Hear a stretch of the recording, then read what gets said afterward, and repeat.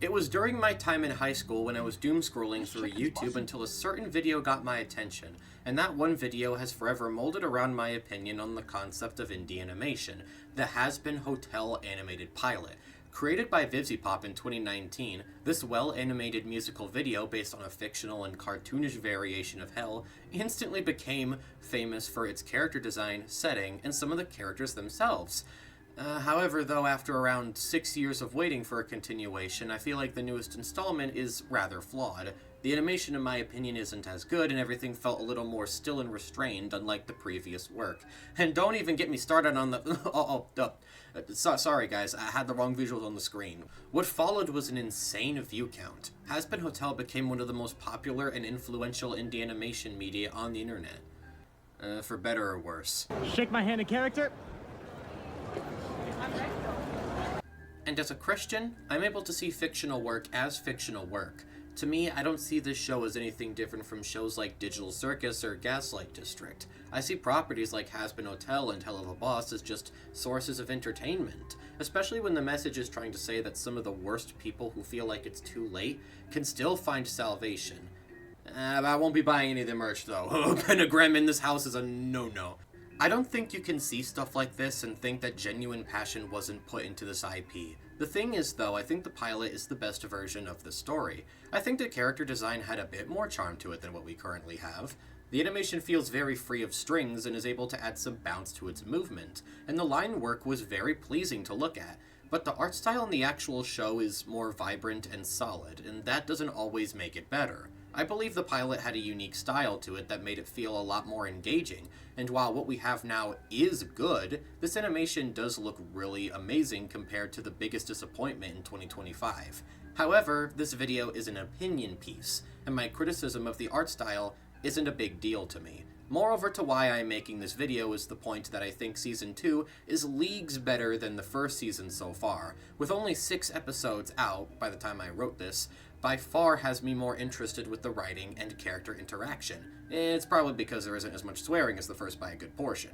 However, as much as I think Hazbin Hotel Season 2 is far better than the first in almost every way, there is one thing though. One thing. One itty-bitty thing!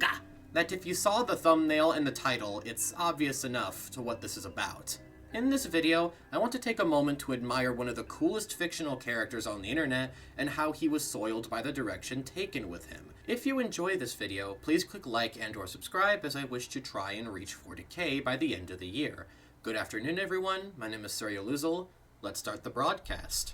Reality! True passion!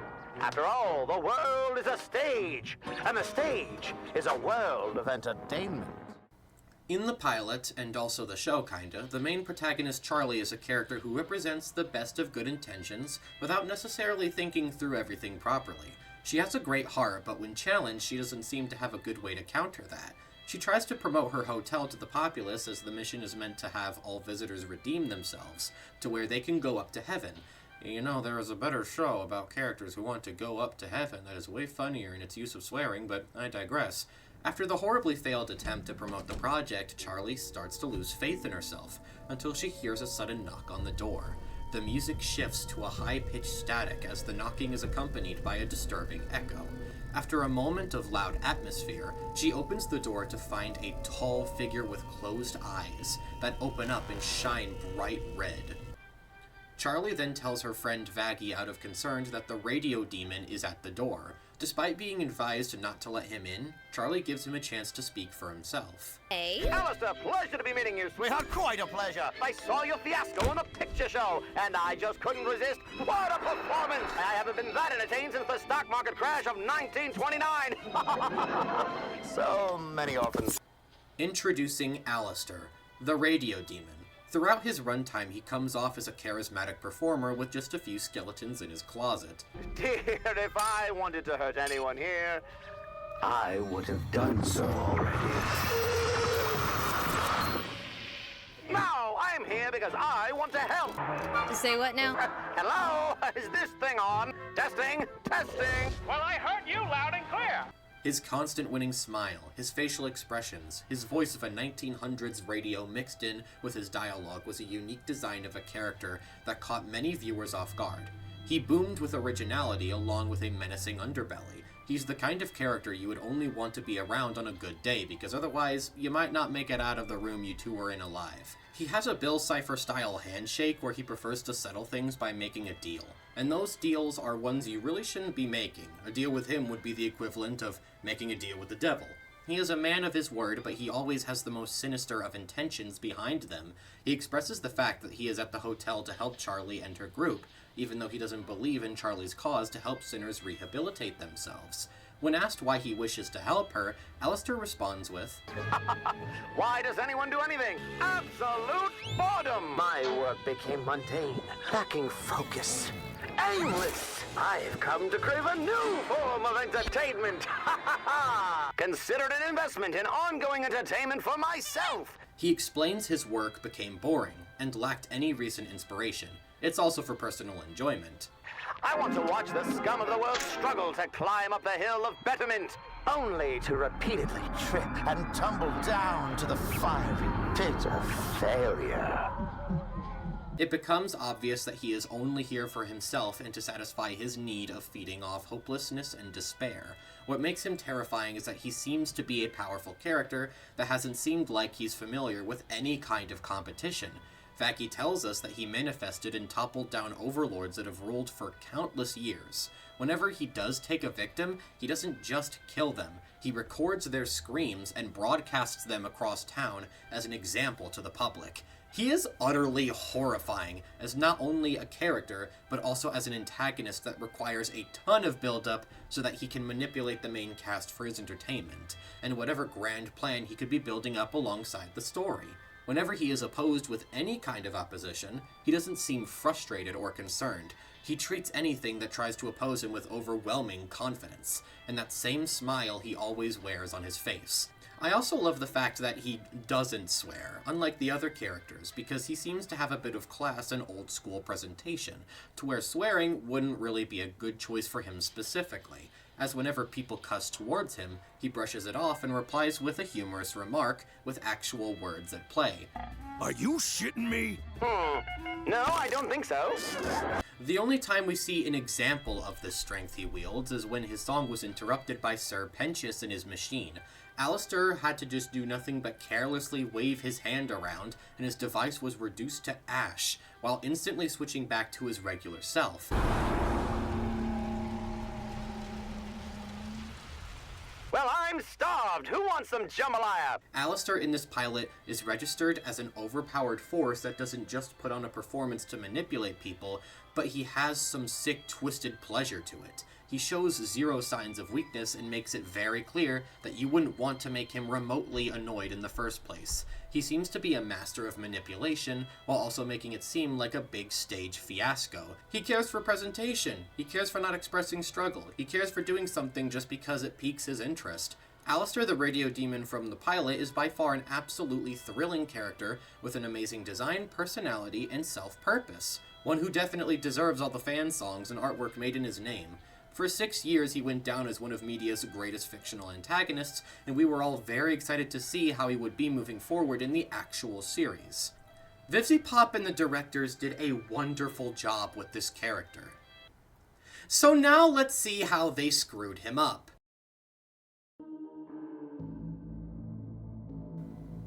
This is not Alastor. It might look like him, and sound like him, but this character as a whole is a mockery of the original. A genuine feeling of a parody imitation. Some people say he's better, some people say he's worse. And with all due respect, I'm gonna be taking by the side of the latter, even if it's by a pinch. Alastor from his core, that was introduced in the pilot, is someone who has no struggle, simply wanting to assist in the hotel out of the enjoyment of others' misery. While I think there was always a deeper reason to why he went specifically to her, I think I prefer the mystery of then to what we know now. I'm not here to say this version of the character is terrible or anything. There are plenty of moments in his screen time that are actually enjoyable. Every now and then you hear the shuttered remains of what was almost a decade ago. I wouldn't try that, my dear. This face was made for radio.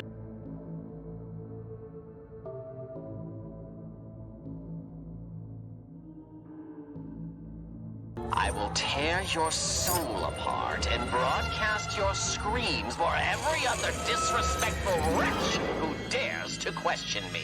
Ah, good talk, my good man. Always nice to catch up. But this is just me making some points without anything backing them up, so let's do that. First of all, his personality. To some, you might be confused, so let me explain. There are moments that I have shown earlier in the show that imitate what made this character so enjoyable in the first place, but none of these moments actually stack up when you consider the fact that his level of tolerance and professionalism have kind of plummeted. It was even noticeable in the first episode of Season 1, where unlike the pilot, as he doesn't have anything to pester him in any way, there's obviously now something that just barely gets on his nerves. The television.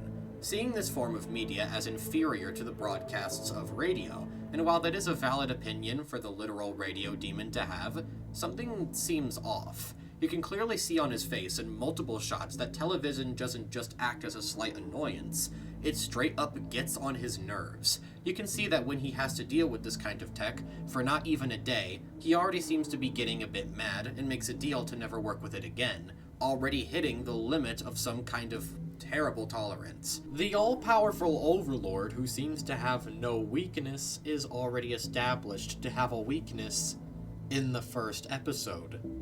Do you see the problem already? Because this is only going to stack up until it falls over like a Jenga tower. The weakness may only give him a moment of annoyance, but that doesn't matter. We already now know a limit this character has, a character that was originally portrayed to not have limits, and I 100% agree that limits and irritations are good moments for him to have, but this is early on, especially when it only gets worse from here. He plays normal for a bit, having moments of being as whimsical as Prime Video will allow him to be, and having moments that make him feel like an imposing figure. His casual behavior while being present with overlords near his level, his constant smile while confronting Vox that obviously throws him off his game regularly, and just casually eating a deer like he's eating his mother's home-cooked meals. But then we get this.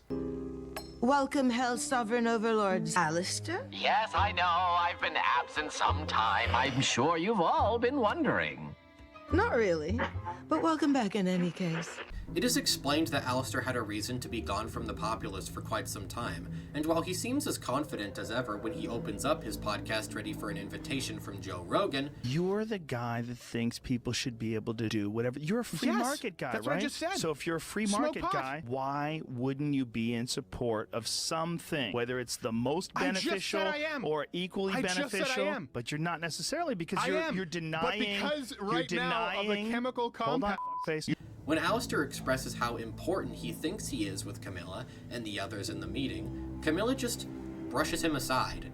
And it pisses him off. His face says it all. He is not just mad this time, he is irritated, like a student in class who seeks constant validation. It gets worse later when he introduces himself to Lucifer, the literal king, and he doesn't just think he knows who he is, he expects it. And when Lucifer not only doesn't know who he is, but mocks his title and position, he reaches a limit for the third time. Well, it's not very clever. Fuck you. As much as I would like to say this scene is the worst for me, it does get a chuckle out of me here and there. There is another scene in Season 2 that is far worse than this, and it's the main reason why this video exists. We'll get there. Don't worry. But I hate that he just randomly broke his class by swearing. It was the first time and it caught me off guard, but not in a good way. What follows next is just weird, as it seems he wants to have Charlie to see him as the better caretaker of the hotel and a listener to her needs, only for that whole song to lead to absolutely nothing. What follows is the only reasonable crash out of the character for me, and it should have been the only one. When Husk reminds Alastor that he is on a leash to someone else, he instantly pauses and shifts his tone. He threatens Husk's life and imposes his force in an intimidating manner, and this was more of what I actually wanted to see. But because of all these prior moments, the effect of the scene has watered down, as I knew there were multiple ways to throw Alastor off his glass chair before this. Even if he's stronger than these people, it doesn't change the fact that he psychologically loses constantly, when he should have been the MVP to begin with. Him getting angry is no longer as cool of a moment as it would have been because minor moments have accomplished this already. and it takes away the effectiveness of the moments where he should lower his smile. His smile speech will be carried on to the third and final point, as the next trait I want to cover is this. I actually don't mind that Alastor lost to Adam as a first fight. No, seriously, let me explain. I think his power scaling is handled well. Overpowered and whimsical villains like Bill Cipher and Aku have both lost their initial fights while still being able to be powerful threats throughout their time on screen. And that's because their personalities and their way of presenting themselves is maintained, and defeats were under rare circumstances. Bill Cipher lost to special conditions, where normally it would be over for the Pine Twins in a moment, and Aku was constantly pursued by a man with the one and only thing in the world that could harm him. We get into a sense of surprise and hopelessness when Bill finally breaks free into the world with his powers unbound, and when Jack loses that one special sword. It's what adds impact to overpowered villains, wondering what will happen now when their one limitation is finally removed. And Alastor is someone with barely any limitations, and he's no pushover either, as Rosie confirms he is the strongest sinner, meaning that despite his overlord status, he might very well be just below Lucifer in terms of power. So how do you give him a limitation to make him more compelling? Someone comes and places it on him.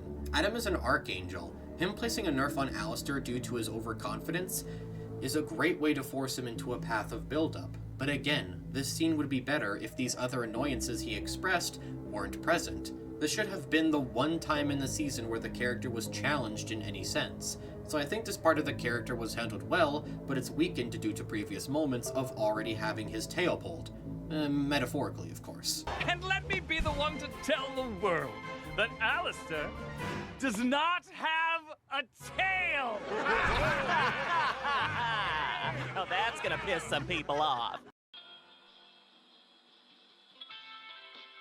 By the time I was deep into Season 2, I already knew moments of acting opposite of his expressed intentions and being sometimes annoyed were on the way. I wasn't surprised by moments like him being agitated when Rosie reminds him of his death on Earth, and his deal that he's her puppet by demand. It piles onto the disappointment of the man that used to have his seemingly unbreakable shield, turning out to be a chump with such a paranoid ego that he needs constant validation from others around his level in order to maintain any sense of his original confidence. While I do think it's nowhere near as bad as Vox, it's bad enough that it's noticeable from a standard perspective. As I say this, there is one scene that takes place before the last few examples that seriously got me peeved. It's simple, but it completely ruins one of his greatest moments in Season 1 and a lot of his prior charm. After his defeat at the hands of Adam, he is at a weaker state of himself, barely being able to defeat Vox one-on-one. He obviously hides this as he wishes to maintain his dominant presence, but all it took was one moment in the lounge for him to lose control and shatter that aspect of himself. He questions why Lucifer is at the hotel after entering the room, and in response he just wears a smile and mocks his job there and reminds him of his defeat. This is where the problem of his initial loss comes to play. The difference he has compared to the previous villains I have mentioned, they don't let their big loss get to them. They stay composed enough to act like it didn't happen to begin with. Don't forget who defeated you last time! Right, you defeated me! Before the final blow was struck, I tore open a portal in time and flung him into the future. They understand why they lost and were able to move on and try again until their last attempts. But with this radio fraud, he is annoyed beyond belief, barely being able to hold it together just because he is being reminded of something he already understands has happened. He places his mug down, and when Lucifer mocks him to use a coaster, we see this. You should use a coaster. That's it. Fuck this. I quit. That's it. I hate that scene so much, too. I cannot express to you how much I hate this scene. It really feels like a part of me just left my body in disappointment that I didn't think could get any more severe. The overpowered character crashes out in front of his rival with a few sentences. Do you understand? Do you get it? Do you see why this scene completely and permanently ruins his charm no matter what happens after this? Not his charm as a whole, but a charm that I really cared about, personally. I'm not saying Alastor can't crash out in front of anyone. His moment with Husk is a perfect example of how to do it. If he was calm and composed despite his failure the entire time except for this one moment, don't you think that it would have mattered more? Don't you think that it would make much more sense to feel challenged with someone who actually brings up a severe and secret problem you try your best not to think about? The one thing that got in your way before Adam. That is understandable. What isn't understandable is expressing annoyance to moments and concepts that don't mean anything in the grand scheme. Overpowered villains should do nothing but focus on the grand scheme, because they know everything else is practically in their hands already. That is what Pilot Alastor did correctly, and what Prime Alastor got wrong. Alastor in Season 1 explains that his smile is a powerful tool to use against your enemies, to psych them out and keep them on their toes. It gives them a feeling or a hint of doubt that their opponent just might have been in control all along. He lowered his wall in private to blow off steam, but he's obviously too upset about it to the point where he can hardly control himself against his competition. Alastor angrily curses out loud in front of Lucifer and leaves. Do you know what that kind of vibe is? It's not two powerful beings on equal footing with their own sense of confidence. It's the same relationship of Vegeta and Tien from Team 4-Star. Alastor, the radio demon, should not be acting like Team 4-Star Vegeta. You don't know that he's a Super Saiyan. Maybe he's superhuman, huh? Maybe you slackers just haven't been trying hard enough. Says the non-Super Saiyan. F*** off! And I, as a Super Saiyan, relish the challenge. You're a Super Saiyan, Vegeta? Show me! Well, yeah, Don't tell me. You're not in the mood. What, does that third eye make you psychic? No, but it does help me see bullshit. Hey, you know what? F*** you. As for me, I will find a level beyond a Super Saiyan! So what? Like a Mega Saiyan? Ultra Saiyan? You're mocking me. Maximum Over Saiyan. F*** off, Triclops! Why do you antagonize him like that? You know he can kill you, right? At this point, it's a game. If he gives in, I win. And he knows that. That's exactly the problem. Alastor did give in. Lucifer won, because now Lucifer has an absolute feeling of psychological superiority, and Alastor gave it to him on a silver tray with a side of napkin-wrapped utensils. Episode 7 and 8 will be out by the time this video is up, and I already know what's going to happen. Alastor will make a use of either Vox's or Rosie's deal. He will gain a stronger feeling of control through it, and he'll embarrass Vox in a fight or confrontation. And yes, that will be cool and entertaining to watch. The thing is, though, is that none of it will matter. Because of this scene, permanent damage has been done. Alastor dulled his own sword by giving into Lucifer's taunting, and if we know Lucifer by now, he is never going to let him live this down whether he loses to him or not. No matter how many power-ups or control Alastor gains in the future, it won't reverse this crucial mistake. No amount of aura farming can undo what has been done. You can't have your cake and eat it too in this case. You broke your character's rules, or you broke them before they were supposed to be broken. So now the effect will be less meaningful when the big crash out comes. I predict that Alastor will eventually become the finale villain, and when the tides turn against him, his defeat won't feel new or too powerful. It will just be what we've already seen from him, but to a higher degree, and that's just facts. With all being said and done, you probably think I hate Prime Alastor, but the thing is, I don't. I enjoy his performances when they are good, and there are plenty of moments where he is cool and the right kind of creepy. And when I see the season finale, I won't really like how his plans unfold and how he turns Vox over his head. So to reiterate, I don't hate Prime Alastor himself, I just hate who he's meant to be and how much of a downgrade he became, compared to what we were given initially. As Pilot Alastor would have easily avoided almost all of these issues I pointed out. After recently rewatching the pilot, I just can't say these two are one and the same, because they just don't feel that way to me. They aren't. I actually believe that Pilot Alastor's level of confidence would ironically get on Prime Alastor's nerves, which explains the thumbnail. I simply can't believe that this man is the same guy I admired as a character those years ago. Even Living Tombstone was more faithful to him than the actual show, and that song was made years ago. I waited almost 6 years to see how this character would continue on in the story, and for the most part, I feel like I'm still waiting. Hazbin Hotel Season 2 has been incredible compared to Season 1, and I think they did a wonderful job with the story, animation, and Vox as the spotlight villain. But Alastor being the way he is just feels so dry from all the potential we've seen so long ago.